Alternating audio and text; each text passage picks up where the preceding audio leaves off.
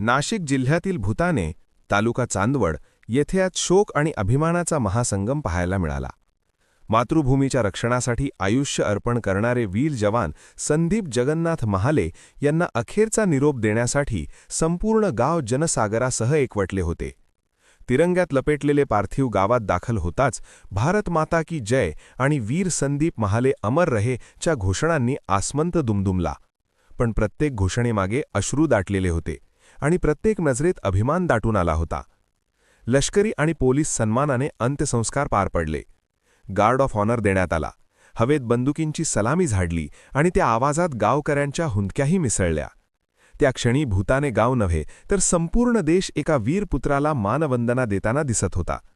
देशसेवा म्हणजे काय, बलिदान म्हणजे काय याचे जिवंत उदाहरण संदीप महाले यांनी आपल्या कृतीतून दाखवून दिले.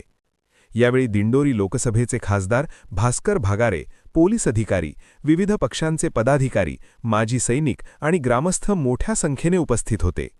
सर्वांनी पुष्पचक्र अर्पण करून वीर जवानाला कृतज्ञ अभिवादन केले. महाविद्यालयीन मित्र, सैनिक सहकारी आणि बालपणीचे सवंगडी मोठ्या संख्येने हजर होते. आपला मित्र गेला ही भावना प्रत्येकाच्या अंतःकरणाला वेदना देऊन गेली.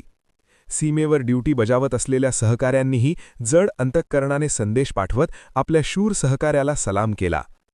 आई शीला महाले, वडील जगन्नाथ महाले, पत्नी अर्चना आणि अवघ्या 3 वर्षांची चिमुकली अद्विका, त्या निरागस लेकीने वीर पित्याला अग्निडाग दिला आणि तो क्षण पाहून संपूर्ण वातावरण अश्रूंनी दाटून गेले.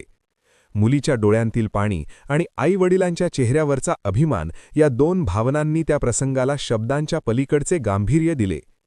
देशसेवेच्या मार्गावर दिलेले हे सर्वोच्च बलिदान भूताने गावासाठी अभिमानाची अमिट छाप ठरले आहे. अश्रू ओघळत होते पण छाती ताठ होती, कारण गावाने आपला मुलगा गमावला असला तरी देशाने एक अमर शहीद मिळवला. एका सुरात संपूर्ण गावाने पुकारले, वीर संदीप महाले अमर रहे. Rushali Solanki, bureau report, Wani.